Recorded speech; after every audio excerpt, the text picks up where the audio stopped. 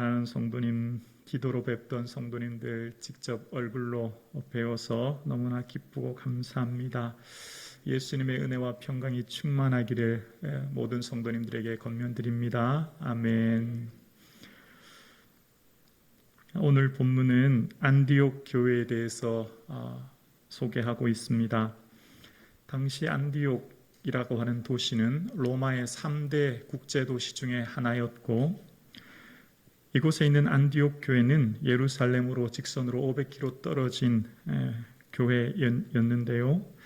유대인들을 중심으로 했던 예루살렘 교회와 달리 오늘 안디옥 교회는 헬라인을 중심으로 한 모든 여러 인종이 모인 국제 도시다운 그런 여러 민족이 모인 교회였죠. 자, 그런데 오늘 교회가 언제 생겨났을까요? 그것은 바로 예루살렘 교회의 박해로부터 시작되죠. 스데반의 순교 이후 예루살렘 교회의 박해로 인해 더 이상 예루살렘에 머물 수 없어서 도망가게 되어 여러 곳으로 흩어지게 된 성도들의 무리들, 그 사람들이 이제 각 흩어진 곳마다 복음을 전하게 되는 것을 보게 되어집니다. 우리 생각에는 예루살렘 교회가 부흥하고 있으니 멋지게 건물을 짓고 조직도 재정비해서 더 큰 교회, 더 부흥하는 교회 만들면 좋겠다는 생각이 들지만 하나님의 계획은 그것이 아니었던 것을 보게 되었습니다. 예루살렘 교회에 박해가 있고 그래서 경건한 사람들이 크게 울었다라고 사도행전 8장에 이야기합니다. 흩어질 때 당시 성도들의 마음이 아마 이랬을 것이라 생각합니다. 하나님, 우리는 이제 어떻게 해야 합니까? 우리는 이제 어디로 가야 합니까? 왜 우리에게 이런 시련을 주십니까? 라고 하며 하나님에 향한 원망도 있었을 것입니다. 흩어질 때 당시 예루살렘 교회 성도들은 이제 이 땅의 교회가 더 이상 사라질 것이다. 영원히 교회는 사라질 것이다. 라고 하는 절망의 마음이 그들의 마음을 드리웠을 것입니다. 그런데 사도행전 8장만 보면 교회가 영원히 이 땅에서 사라질 것 같은 상황이지만 오늘 사도행전 13장을 보면 상상도 못할 일이 일어난 거지요. 그러니까 당시 박해 상황에서는 상상하지도 못할 일이 오늘 안디옥 교회에 일어났고, 안디옥 교회가 이렇게 건강한 교회로 부흥하는 교회로 성장했다고 하는 것은 당시 박해 당시에는 생각지도 못했던 일이었습니다. 스데반의 환란으로 인해 박해가 있었고 그래서 흩어진 사람들이 베니게와 구브로와 안디옥까지 이르러 말씀을 전했다고 사도행전 11장 19절 이하 이야기합니다. 베니게는 지중해 앞에 있는 섬이고요. 베니게는 팔레스틴 해변 도시고요. 구브로는 지중해 앞에 있는 섬입니다. 그리고 이곳 안디옥까지 사람들이 복음을 전하게 되었대요. 그리고 안디옥 교회는 어떤 사람들이 개척했는지 그 구성원을 11장 20절에 보면 구브로와 구레네 몇 사람이 안독에 이르러라고 이야기합니다. 구브로 섬에 있는 사람들과 구레네는 지금 북아프리카 리비아 지역을 말하는데요. 그곳에 있는 사람들이 이곳 안디옥, 지금의 터키까지 와서 복음을 전함으로 교회가 세워지게 되었고, 그 안디옥 교회가 부흥하게 됐죠. 그래서 예루살렘 교회에서는 바나바를 담임 목회자로 보내게 되어집니다. 그곳에서 담임 목회하는 바나바는 다소에 가서 사도 바울을 데리고 와서 함께 동역함으로 안디옥 교회가 건강하게 부흥하며 성장하게 되어집니다. 이것이 이 안디옥 교회의 배경입니다. 안디옥 교회가 이렇게 세워지게 되었는데 오늘 안디옥 교회는 이전 예루살렘 교회와는 완전 다른 면모의 교회로 서 있는 것을 보게 되어집니다. 그것은 바로 안디옥 교회에 세워진 5명의 지도자들을 보면 안디옥 교회가 어떠한 교회였는가를 알 수 있는데요. 오늘 본문 13장 1절에 5명의 지도자 중에 먼저 바나바를 소개합니다. 유력 가문 레위인 정통 유대인 출신의 유대인이었고 구브로 출신의 바나바는 이미 이전에 많이 들어서 알고 계시죠. 그리고 두 번째로는 니게르라 하는 시몬을 소개합니다. 니게르라 하는 시몬, 그러니까 이 사람의 연령이나 직업, 학력은 소개하지 않고 그냥 니게르라고 소개하는데요. 니게르라고 하는 말은 라틴어로 검다라는 뜻입니다. 여기서 나온 영어 단어가 흑인이라고 하는 니그로라고 하는 말이 나왔죠. 그러니까 시몬은 얼굴색이 검은 그런 사람이었고 아무래도 북아프리카 지역 출신이었던 것을 추측해 볼 수 있습니다. 2000년 전 로마는 계급 사회였습니다. 특히 로마의 대부분의 많은 노예들은 흑인이었고, 그러면 이 니게르라는 시몬 또한 유대인의 선민 사상으로 볼 때 이 사람이 노예 출신이었다면 철저히 인종차별적인 생각에서 함께 교회를 이룰 수 없었을 텐데도 불구하고, 유대인이 볼 때는 비천한 노예 출신이었음에도 불구하고 그가 안디옥 교회 지도자가 돼 있음을 보게 되어집니다. 세 번째 사람, 구레네 사람 루기오입니다. 구레네라고 하는 것은 북아프리카 리비아 지역을 말하는데요. 이전에 11장 20절에 구레네 몇 사람이 안디옥에 이르러 복음을 전했다는 것으로 보아 아마도 이 사람은 안디옥 교회 개척 멤버였을 것으로 생각되어집니다. 네 번째 등장하는 분봉왕 헤롯의 젖동생 마나엔입니다. 당시 분봉왕 헤롯은 헤롯 안티바이고, 헤롯 안티바는 세례 요한을 죽였고 예수님을 재판했던, 그러니까 예수 믿는 사람들을 박해했던 사람들이 헤롯이었습니다. 그런데 젖동생이라는 원어의 뜻은 같이 자랐다라는 의미가 있고, 한 유모의 젖을 먹고 자란 것으로 보아 헤롯과 마나엔이 함께 한 젖을 먹고 자란 형제였던 것을 보면, 마나엔은 헤롯의 젖동생, 그러니까 헤롯 가문의 왕족이며 지배계층이었던 것을 알 수 있습니다. 그러면 초대교회 성도들의 당시 입장에서 보면 헤롯 가문은 기독교를 박해하는 왕족이었기 때문에 당연히 초대교회 입장에서 이 마나엔은 증오의 대상이 되는 것이 당연하죠.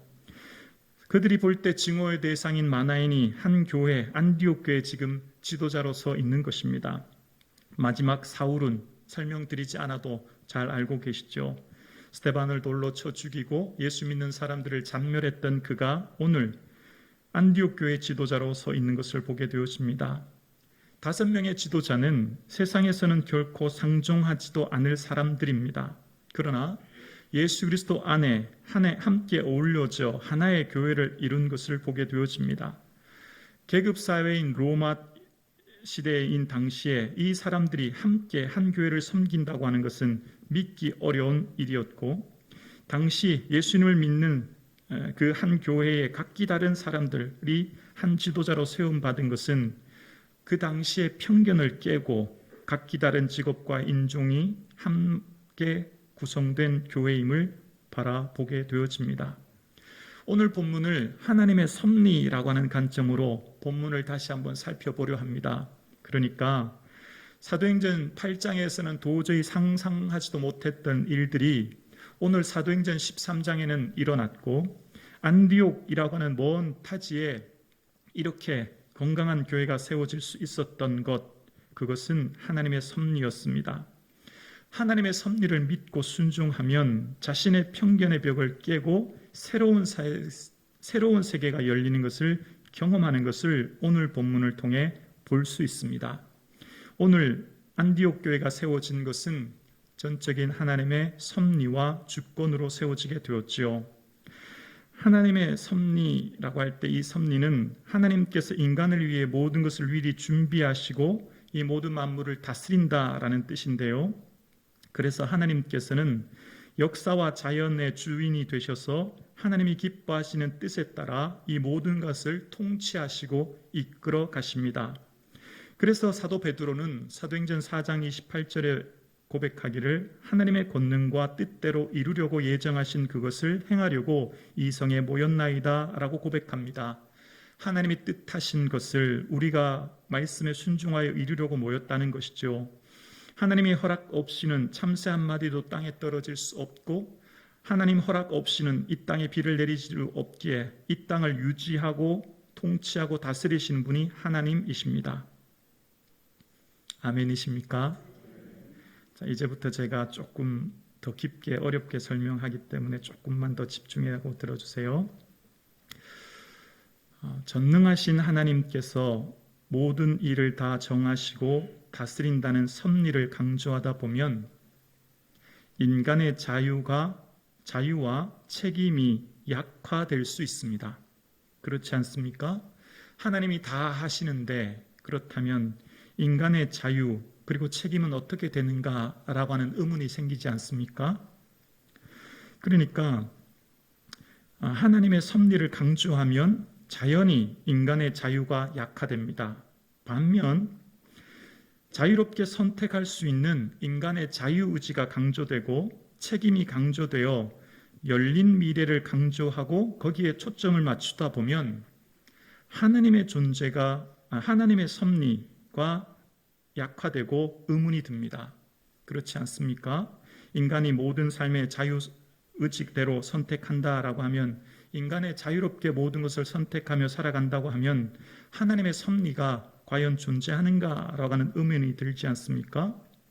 그러니까 우리가 이성적으로 생각하면 하나님의 섭리와 인간의 자유라고 하는 두 주제는 논리적으로 모순입니다. 그러니까 이성적으로 생각하면 이 두 주제는 하나 될 수 없는 모순투성인 거죠. 그러나 분명한 것은 하나님께서 성경에 영원하신 하나님의 섭리를 말씀하실 뿐만 아니라 하나님의 형상대로 지음받은 인간의 자유와 책임 또한 강조하고 계십니다. 그래서 하나님의 섭리와 인간의 자유는 논리적으로 다 이해할 수 없는, 이론적으로 체계할 수 없는 신비의 영역입니다. 그러나 그것을 신비로만 맡겨둘 수는 없고, 오늘 본문을 통해 섭리와 자유의 관계를 조금 더 살펴보므로 우리의 신앙에 참된 자유함을 얻기를 소원합니다. 먼저 모든 일을 거래관계나 인과관계, 원인이 있기에 결과가 있다라고 하는 사고 속에 우리는 이 땅을 살아갑니다. 우리의 생각의 기본적인 틀은 어떤 대상과의 관계가 거래관계거나 인과관계, 원인과 결과관계로 우리는 모든 것을 판단하며 살아가죠. 그런데 우리의 삶 가운데 하나님과 우리의 관계는 거래관계나 인과관계가 아니라 하나님의 아버지 되심과 우리의 자녀됨을 고백하는 인격적인 관계입니다. 그러니까 하나님과 우리의 상호 인격이 서로 작용하는, 서로 인격적인 교제와 사귐이 있는 관계가 우리와 하나님의 관계입니다. 그래서 필수적인 조건이 바로 대화하는 거죠. 대화하는 거지요. 기도죠. 경청하고 대화하는 기도 말입니다. 그래서 하나님과 우리와의 관계는 비록 창조주이신 하나님과 피조물된 우리의 삶이, 하나님이 지음받은 우리의 삶은 깊은 신뢰 관계 속에 있는 인내와 상호 존중의 관계가 우리와 하나님의 관계입니다. 아멘이십니까? 네, 그 다음 제가 예를 설명드려 볼게요. 제가 분식점에 가서 라면을 하나 주문했어요. 그리고 결제를 했습니다. 그럼 잠시 후에 뭐가 나오죠? 라면이 나와요. 그런데 제가 주문했을 때 라면을 주문했는데 떡볶이가 나오면 제가 어떻게 하죠? 컴플레인을 걸고 다시 주문해서 다시 라면을 요구할 수 있죠. 그런데 제가 집에서 제 아내에게 라면을 달라고 했습니다. 그런데 아내는 저에게 라면을 주지 않고 야채 샐러드를 줍니다. 제가 다시 달라고 할 수 있을까요? 못합니다. 왜냐하면 라면은 탄수화물과 이 짠 음식이 제 몸에 좋지 않다는 것을 아는 아내는 저를 사랑하기 때문에 라면 아닌 더 건강에 좋은 음식을 준 거죠. 그러니까 우리와 하나님과의 관계는 거래 관계나 인과 관계를 넘어선 사랑의 인격적인 관계인 거죠. 그러니까 우리가 생각할 때 하나님께 A라고 하는 것을 요청했을 때에 비록 A라고 하는 것을 주시지 않고 B라고 하는 것을 주셔도 우리는 당장에는 이해되지 않고 납득되지 않아도 참고 기다릴 수 있습니다. 왜요? 섭리신앙이 있기 때문이에요. 하나님의 섭리신앙이 있기 때문에 하나님께서 하시는 일들은 나보다 크고 높다고 하는 것을 믿기에 상호 신뢰를 바탕으로 하는 인격적인 교제와 사귐이 있기 때문에 하나님은 나를 존중해 주시고 우리는 하나님을 경외함으로 이러한 관계가 유지되는 것입니다. 그래서 하나님의 섭리와 인간의 자유는 서로에 대한 깊은 신뢰와 인격적인 관계로 상호 존중함으로 이해될 수 있는 관계입니다. 하나님과 깊은 신뢰로 상호 존중되는 이 관계는 예배와 기도라고 하는 것을 통해 깊어지는 것입니다. 예배는 무엇입니까? 하나님을 만나는 것입니다. 여러분, 어떤 사람을 알려면 만나야 되지 않습니까? 근데 그 만남이라고 하는 것은 단순히 스쳐 지나가는 그런 만남을 말하는 게 아니라 서로가 깊은 교제가 있어야 됩니다. 교제가 대화가 무엇입니까? 기도 아니겠습니까? 여기서도 또 제가 예를 들어 볼게요. 제 아내는 제 학교 후배거든요. 후배를 제가 사귀어서 결혼했습니다. 제 학교의 후배는 수십 명이 있습니다. 수많은 사람들이 만납니다. 근데 많은 사람들을 만나지만 지금 저는 누가 학교를 졸업했는지 잘 기억이 나지 않습니다. 여기서 만남이라고 하는 것은 인격적인 교제를 말하는 거죠. 제가 제 아내와 만나서 결혼하기까지는 깊은 대화를 하고 서로가 서로를 알아가고 인격적인 만남을 통해 결혼을 하게 된 것이죠. 그러니까 오늘 예배 드리는 것 또한 마찬가지입니다. 그러니까 예배당에 그냥 왔다가 그냥 예배 드렸다고 가는 그런 단계가 예배가 아니라 예배를 드림으로 하나님이 나를 향해 뭘 말씀하시는지 듣고 나 또한 하나님께 내 소원을 아뢰며 하나님과의 교제가 있는 시간이 바로 이 예배의 시간인 줄로 믿습니다. 그래서 우리와 하나님과의 관계는 끊임없는 사귐과 교제, 그것이 바로 기도이죠. 기도를 통하여 하나님과의 깊은 신뢰관계로서의 사귐이 있을 때 우리는 하나님의 마음과 그 뜻을 헤아리게 되고 우리의 마음과 우리의 뜻도 하나님께 아뢰게 되므로 하나님의 뜻과 내 뜻이 점점 가까워지게 되는 거예요. 점점 일치하게 되는 거예요. 그래서 나의 원대로 마옵시고 아버지의 원대로 되길 원하나이다 기도했던 예수님의 기도처럼 오래 기도하면 아버지의 마음 뜻을 헤아리게 되고 아버지의 계획이 나보다 더 큰 것을 깨닫게 될 줄로 믿습니다. 그래서 오늘 본문의 2절에 주를 섬겨라고 하는데 이 섬겨라는 단어가 NIV 성경은 예배드리다라는 단어로 번역합니다. 예배를 통해 주를 만나는 거예요. 이 만남의 시간은 단순히 그냥 이 교회 예배당을 왔다 가는 단계가 아니라 예배를 통해 전 인격적으로 주님과 대면하여 주의 말씀을 듣고 그 말씀이 내 삶에 뭘 말씀하신지를 깨닫고 그 사귐 속에 살아가는 시작이 바로 이 만남의 시간인 거예요. 그러니까 주를 섬겨 금식할 때 성령의 음성을 듣게 되죠. 주를 섬겨 금식하고 기도하여, 금식은 무엇입니까? 먹지 않으면 인간이 생존할 수 없잖아요. 하나님, 제 생존이 먹고 마심에 달려있지 않고 하나님께 달려있습니다 라고 하는 고백 아닙니까? 전적인 의탁이고 신뢰 아닙니까? 온 마음 다해 주의 음성 듣고자 하는 마음 아닙니까? 그럴 때 성령께서 말씀해 주시는 음성을 듣게 되어진 거죠. 그러니까 섭리신앙을 믿음을 가지고 있으면 우리의 삶에 고난과 역경이 올 때 인내할 수 있게 되어지고 형통하고 성공할 때 겸손하게 되어질 줄로 믿습니다.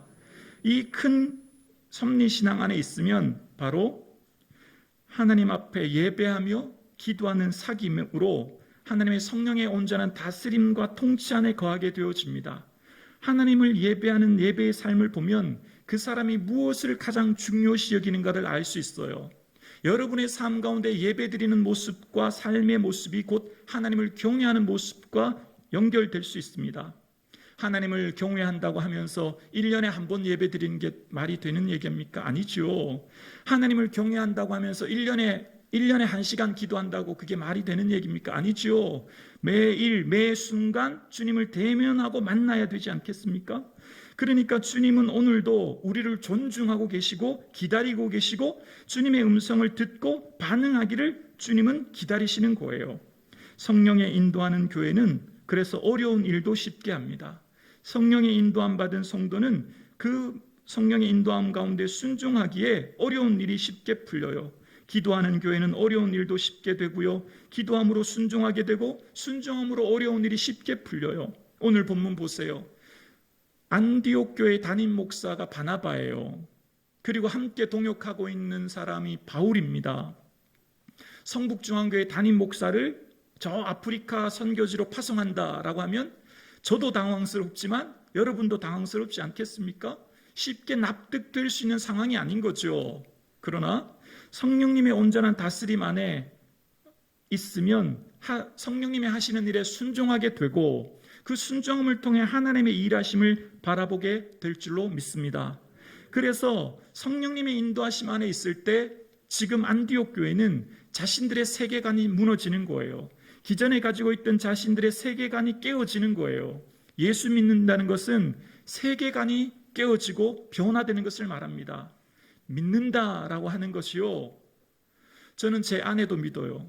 여기 계신 저 장로님들도 믿어요. 저는 성도님들도 믿어요.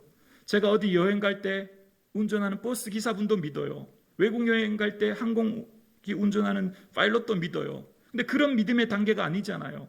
예수 믿는다고 하는 믿음은 그런 차원의 믿음이 아니잖아요. 예수 믿는다고 하는 것은 세계관이 바뀌는 거예요. 의식 구조가 바뀌는 거예요. 세계를 보는 가치관이 바뀌는 거예요. 삶이 송두리째 바뀌는 게 예수 믿는 것이죠.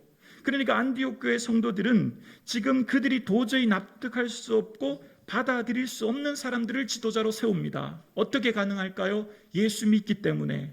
예수님은 만인을 위해 죽으셨고 만인의 구주로 오셨고 만인을 위해 십자가를 지셨다는 것을 그들은 믿기 때문에 그들이 도저히 이해되지 않고 납득되지 않은 사람들을 교회의 지도자로 세웁니다. 그리고 그들이 한 몸으로 이루어 함께 교회가 든든히 서갑니다. 그리고 2명의 지도자 바나바와 바울을 제외한 3명이 교회를 든든히 세워가는 것을 본문을 통해 알 수 있습니다. 사랑하는 성도님, 말씀이 이해되는 것은 순종해야 하고요. 말씀이 이해되지 않은 것은 신뢰해야 합니다. 예배를 통해 주시는 말씀을 우리는 들을 때 말씀을 통해 내게 뭘 말씀하시는지를 기억하고 주께서 말씀하시는 그 말씀에 반응하는 삶 사실 수 있기를 주의 이름으로 축원합니다. 오늘 안디옥 교회는 어려운 일을 쉽게 했습니다. 여러분 생각해 보십시오. 인간의 방법으로 토론하고 회의하고 생각한다면 도저히 바나바와 바울을 선교사로 보낼 수 없을 거예요. 그러나 성령 안에 순종할 때 어려운 일이 쉽게 풀리는 것입니다. 하나님 기뻐하는 교회는 어떤 교회입니까? 어려운 일을 쉽게 하는 교회지요. 기도함으로 한마음 되어 순종하는 교회지요. 순종할 때 주의 역사가 나타나는 것이지요. 안디옥 교회는 자신들이 도저히 이해되지 않지만 순종하였습니다. 자신들이 도저히 받아들일 수 없는 말씀에 순종하여 나아가는 교회가 안디옥 교회였고 이제 앞으로 아시아와 유럽의 복음의 전초 기지로 세움받은 곳이 바로 이곳 안디옥 교회가 된 것입니다. 사랑하는 성도님, 우리의 삶을 인도하시는 섭리신앙을 깨닫게 되면 이 세상의 억압의 굴레에서 부자유한 인생을 해방하며 참 자유로운 삶을 살게 하시는 하나님의 사랑을 깨닫게 되어집니다. 인간은 각자가 제한된 세계 속에 살면서 스스로는 자유롭다 행동하며 판단합니다. 그러나 사실은 대부분의 인생들이 자신의 편견과 욕망의 노예가 되어 살아가고 있습니다. 그러한 것들을 성령께서는 깨트리시고 진리 안에 자유케 하기를 원하십니다. 성령님은 우리를 통하여 이 땅의 얽매임과 편견의 노예 속에 살고 있는 우리를 깨트리시고 참된 진리 안의 자유와 기쁨을 누리기를 원하고 계십니다. 안디옥 교회 5 지도자는 세상에서는 결코 상종할 수 없는 사람들이 만났고 함께 어우러져 주의 몸된 교회의 지도자로 세움받아 교회를 든든히 세워갔던 것입니다. 예수 그리스도 안에 거듭남으로 성령의 인도하심을 받은 성도는 서로가 서로를 존중하며 세워주는 교회입니다. 안디옥 교회는 5명의 지도자를 세움받는 교회였습니다. 하나님 기뻐하시는 교회는 사람을 세우는 교회입니다. 격려하는 교회입니다. 칭찬하는 교회입니다. 그러므로 하나님의 섭리와 그 신앙을 믿으면 하나님의 은혜가 우리의 삶에 들어와서 우리의 인생의 모든 얽매임, 눌림, 부자유의 상태에서 참된 해방과 자유와 평안을 맛보고 살게 하십니다. 성령의 이끌림을 받은 인생은 참된 자유와 평안함에 거하기를 원하시기 때문입니다. 안디옥 교회의 성도들이 자신들의 편견에 사로잡혀 도저히 하나 될 수 없는 세계관을 넘어 그들은 사랑의 메는띠로 하나 되었습니다. 안디옥 교회의 성도들은 자신의 계획과 생각을 넘어 일하시는 하나님의 이방 선교를 경험하게 되었습니다. 안디옥 교회 성도들은 성령의 인도하심 따라 나약해졌던 그들이 하나님의 위대하신 사역에 동참함으로 강하고 담대한 성도들이 되었습니다. 어떻게 그것이 가능합니까? 성령의 인도하심입니다. 성령의 인도하심은 예배와 기도로 통하여서 우리를 일하시기 때문에 예배와 기도의 삶 속에 하나님의 섭리신앙을 믿고 자신의 편견을 깨고 새로운 세계로 나아가시는 저와 여러분 되실 수 있기를 주의 이름으로 축원합니다. 기도드리겠습니다.